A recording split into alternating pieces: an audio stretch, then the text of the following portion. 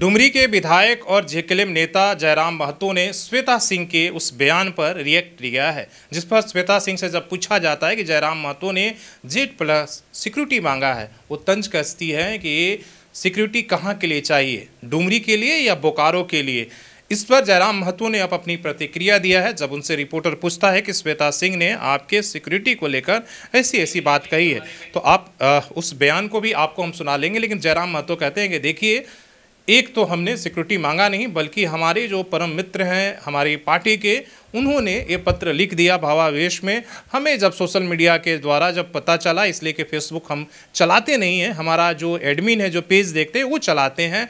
जब हमें पता चला तो हमने कहा कि देखिए, हमारे तरफ से ये बातें कुछ लिख कर दे दीजिए कि हमने जो है सुरक्षा नहीं मांगा है, और पहले भी हमने नहीं मांगा था, बल्कि झारखंड की जो माता बहनें हैं वही हमारे लिए, उनका प्रेम ही हमारा सुरक्षा है।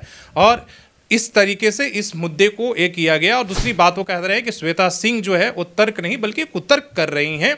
और हमने जब उनके पास वहाँ पर बोकारो पहुँचा था जिस दिन, उस दिन उन्होंने जिस लहजे का इस्तेमाल किया, जबकि बाकी वहाँ पर विधायक, बगोदर के विधायक पहुँचते हैं, आपके बाकी जगहों को सांसद वहाँ पहुँचते हैं, अलग अलग पार्टियों के, वो उनके साथ बीजेपी के विधायक के साथ घर में बैठती हैं, उनके यहाँ उनको खीर खिलाती हैं। जब हम पहुँचते हैं तो आकर कहती हैं आप कैसे चले आए, जाइए जाइए जाइए। तो एक तरीके से श्वेता सिंह कुतर्क कर रही हैं और वो तर्क की बात नहीं कर रही हैं। और इसलिए हमने, हमारे साथ जो कुछ हुआ, गाड़ी में जो भी तोड़फोड़ हुआ, हमने FIR कोई बढ़ा चढ़ा कर नहीं, जो कुछ हुआ है हमने एक तरीके से FIR में हमने दर्ज करा दिया है।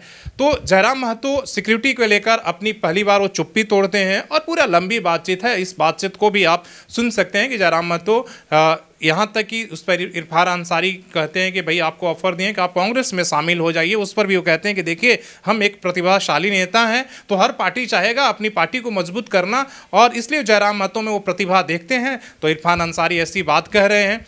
और श्वेता सिंह को लेकर भी उन्होंने लंबी बातचीत की, और उन्होंने किस तरीके से कहा कि देखिए, जब वहाँ सांसद बीजेपी के जाते हैं, सांसद बीजेपी के MLA जाते हैं, और अलग अलग जगहों के जो है लोग वहाँ पहुँचते हैं, अलग अलग पार्टियों को, तो उनके साथ तो उस तरीके का व्यवहार नहीं करती है। लेकिन हमारे साथ उन्होंने इस तरीके का व्यवहार क्यों किया, और क्यों वो कह रही है कि आप यहाँ पर क्यों आ गए, आपका डुमरी नहीं है, बोकारो है, और इस तरीके से उन्होंने किया। इसको लेकर कहीं ना कहीं श्वेता सिंह जो है वो तर्क और कुतर्क कर रही हैं। और ये बात कहीं से लोकतंत्र में सही नहीं है कि दूसरे जगह के विधायक दूसरे क्षेत्रों में नहीं आएगा, बल्कि हम तो उस आंदोलन को समर्थन करने और संवेदना प्रकट करने गए हैं। लेकिन Z+ सिक्योरिटी के लेकर जयराम महतो ने क्या कुछ कहा है, किस तरीके से श्वेता सिंह और को लपेटा है, आप इस बयान को देखिए और समझिए कि, और बार बार हम कह रहे हैं कि जिस मुद्दे को लेकर आंदोलन शुरू हुआ था, सभी पार्टियां, और जिसके लिए विस्थापित पिछले 40 सालों से आंदोलन कर रहे हैं, इन पार्टी के नेताओं के बयानबाजी की वजह से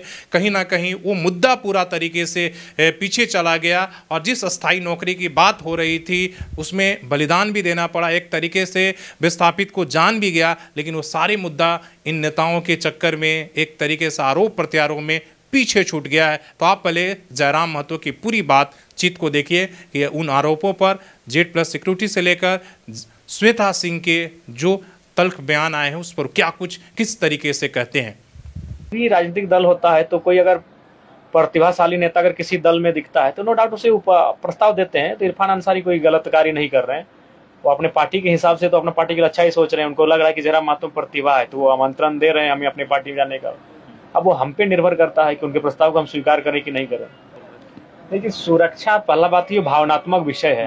हमें जानकारी भी नहीं थी कि हमारे मित्र राजदेश रतन, जो हमारे परम आदरणीय मित्र हैं, उन्होंने एक ऐसा कोई पत्र लिखा है। तो लगातार लोग, चूंकि हम देख लिए, मेरे पास जो दोनों मोबाइल है, दोनों में फेसबुक पहला बात तो नहीं है, क्योंकि फेसबुक अभी आज के डेट में है कि थोड़ा सा कहा है कि टेंशन का विषय बन जाता है। तो हमारे एडमिन चलाते हैं, अगर उनके मोबाइल में मेरा फेसबुक ID है, तो जब हमें पता चली तो हमने फिर उनको, अपने एडमिन को ही कहा, कुछ लाइन हमने खुद टाइप करके लिख दिया कि इसको पोस्ट कर दीजिए। उसके बाद उन्होंने पोस्ट कर दिया। हमने किसी सुरक्षा नहीं मांगा है। साजिश से आप इनकार नहीं कर सकते, इसलिए इनकार नहीं कर सकते हैं कि उनका जो तर्क है वो तर्क नहीं कुतर्क है।